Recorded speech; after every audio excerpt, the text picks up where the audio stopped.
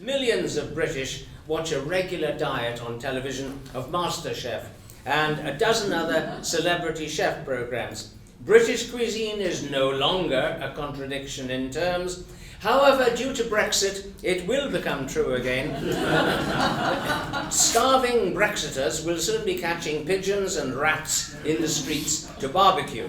In January 2014, the newsletter of the major SF and fantasy publisher Tor.com hosted a virtual roundtable featuring 6 authors, including Alimentopia, who also blogs about Vietnamese cuisine, and Fran Wild, who runs the blog Cooking the Books, interviewing authors who feature meals in their fiction.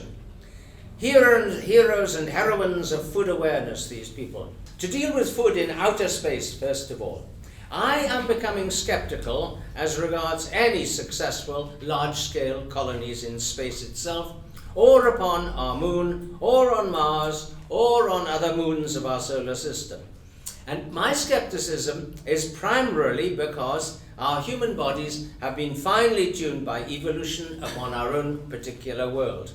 Importantly, as regards the gravity of planet Earth, our experience so far of zero gravity is showing up more and more potential micro problems. And many micro problems will add up to system failure. Defying gravity isn't going to work, no more than defying the speed of light. This is a prophecy, and you will have to wait 50 or 100 years to see if this is true or not.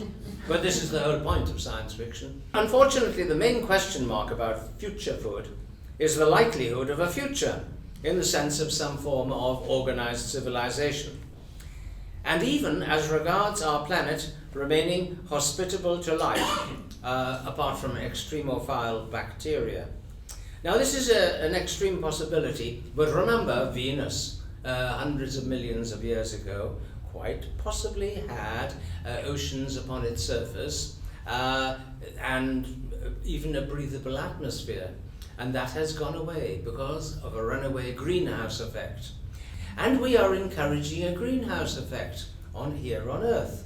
We are pumping the materials to produce a greenhouse effect into our own atmosphere.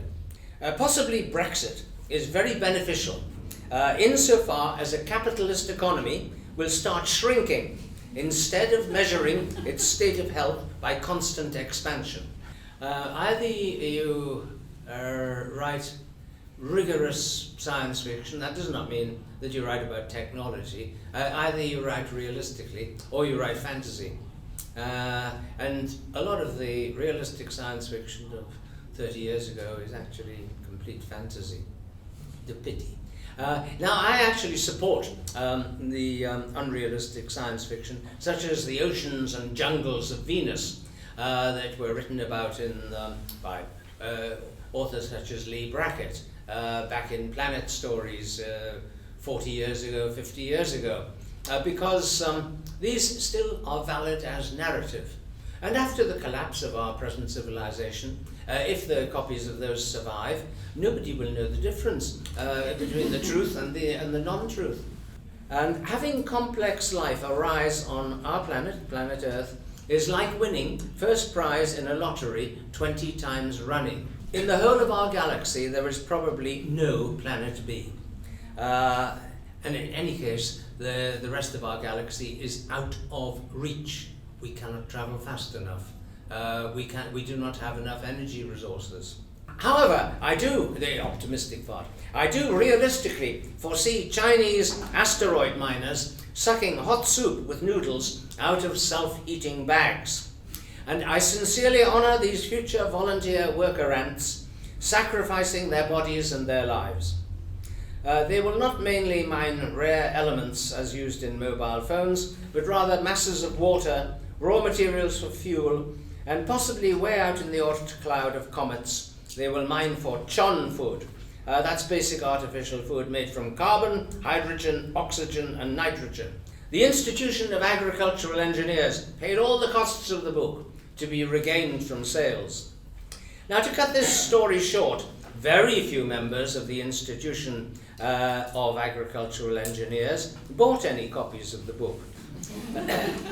And the general public also seemed totally uninterested. Is it a sexy title? The Institute of Agricultural Engineers looks at future fields. I bought it. Oh, well, yeah, see, I did also, and I have read it because of this event here. The main crops in the future UK in this book will be soy, European rice, whatever that means, and oilseed rape. That is colza in Spanish. Rape is the crop which currently turns the United Kingdom fields into a beautiful bright yellow every year. This defies the unofficial national anthem Jerusalem by the poet William Blake, which refers to England's green and pleasant land. No. No way nowadays, it's England's deeply yellow land, bright yellow. I don't know about in Portugal here, but in Spain next door, colza, oilseed rape, is sold nowhere because 20 years ago there was a mass poisoning scandal. People failed to wash out the tanks of transport lorries which had previously carried rape oil intended for industrial, not domestic use. And this caused over 200 deaths in Spain. And rapeseed oil itself was blamed and was never seen on the shelves again. Can you get colza oil in Portugal? I saw, when I was coming into land in Porto, from the plane window, a field of bright yellow, one solitary field of bright yellow, which looked to me exactly like a single field of oilseed rape. Now, there were no others. So possibly it was an experimental field of oilseed rape being maintained for genetic reasons with guards around the outsides of it to prevent any of the oilseed rape from escaping. Now, we've mentioned the cartoonist's cliche of food pills. Now, those are more pictorial than the reality which actually arrived. Food bars. Now, from Apollo 11 in 1969 onwards, the Pillsbury Company pioneered the space food stick as safe energy snacks for NASA from 1969 onwards, eatable through a special Velcro port on the helmet of your spacesuit. And they also made other cubed and compressed foods, which became wildly popular in grocery stores. These and similar food bars turned into a $5 billion global market. Do we believe it is pure coincidence that Pillsbury is the name of the family which founded the company which produced the closest thing to food pills for use in space?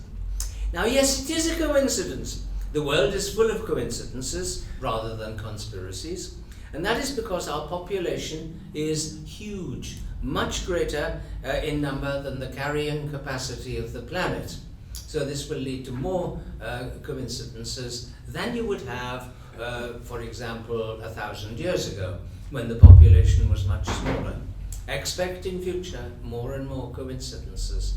Do not necessarily seek an explanation of conspiracy. Now, Margaret Atwood's novel, Oryx and Crake, in 2003, has chicky knobs, which are masses of chicken breasts and thighs grown in vats, sprouting as bulbs from a central body which neither feels pain nor even thinks. This is directly in line from the Chicken Little in the very insightful science fiction novel The Space Merchants of 1953, originally serialized as Gravy Planet in 1952, satirizing consumerism a full 50 years prior to Atwood's flight of satirical fancy. Thus do snobbish mainstream literary authors typically steal from science fiction, while at the same time proclaiming how their own variations upon old themes are special and superior. Enough said. Meanwhile, there are genuine news reports from 2018 that Memphis Meats, which despite its Elvis Presley name is a Silicon Valley food tech company, has beef, duck and chicken flesh masses under development, with investment from a conventional meat giant. As of last year, Just, a company based in San Francisco, has a chicken product based on cells originally isolated from the feather of a chicken, rather than a tiny bit of chicken flesh. Thus, Just refers to justice. And when we eat Just nuggets, chicken nuggets, we are not going to be carnivore because it comes from the feather. Now, I'm a bit disturbed to learn that the chicken, which is now allegedly kept in a happy sanctuary in Northern California, is called Ian. Now, this is completely true. I invite you to use your phones to Google Ian plus chicken plus feather. I have watched a video of the folks on the farm eating nuggets of Ian at an outdoor table, while Ian himself walks around contentedly on the grass beside them. Praise be to Ian, the saviour of our planet. I think the real reason for the name Ian is that one of the stem cell biologists involved is called Aparna Subramanian. Mr. Subramanian is a vegetarian, so he can never eat any nuggets of Ian, even though the nutrients for the ever-expanding mass of chicken flesh all derive from plants. Chicken nuggets sound to me a bit basic compared with coq au vin. But if a large future non-vegetarian population demand access to meat such as posh parts of the first world currently enjoy, then all future meat must come from vats, not from fields. Otherwise, our planetary ecosystem will collapse. And of course, depending upon preparation, meals of vat meat and vat fish can equal real food in taste and texture. So, must we say goodbye, sadly, to complete gastronomy as Rossini would have understood gastronomy? A farewell to fine dining? Must we pronounce an obituary upon haute cuisine? In the necessary transition from all-consuming rapacious capitalism to a relatively utopian society, obviously the privileges of a rich minority must disappear. Wave bye-bye to Wagyu beef, away with actual abalone. Yet wait, if high-technology civilization continues and is able to sustain sufficiently sophisticated virtual realities, then virtual reality is where complete gastronomy and chefs will flourish. Michelin stars will guarantee the validity of the menus in virtual reality, which will not be the mere products of programming, the way that machine-made food would be, but of authentic simulated cookery in real time by real chefs using avatars. This will require skill and effort, as well as the customers to appreciate the food. These virtual restaurants will be fully realized multisensory realities. And because multiple customers can probably each timeshare a single avatar, if the avatar refreshes rapidly enough, virtual reality restaurant visits and tasting menus will be democratic, inclusionary, and low cost.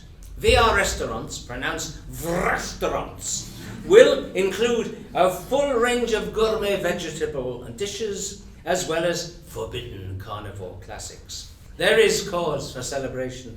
Thanks to cuisine, there is existence after extinction. It's better than being fossilized. Okay.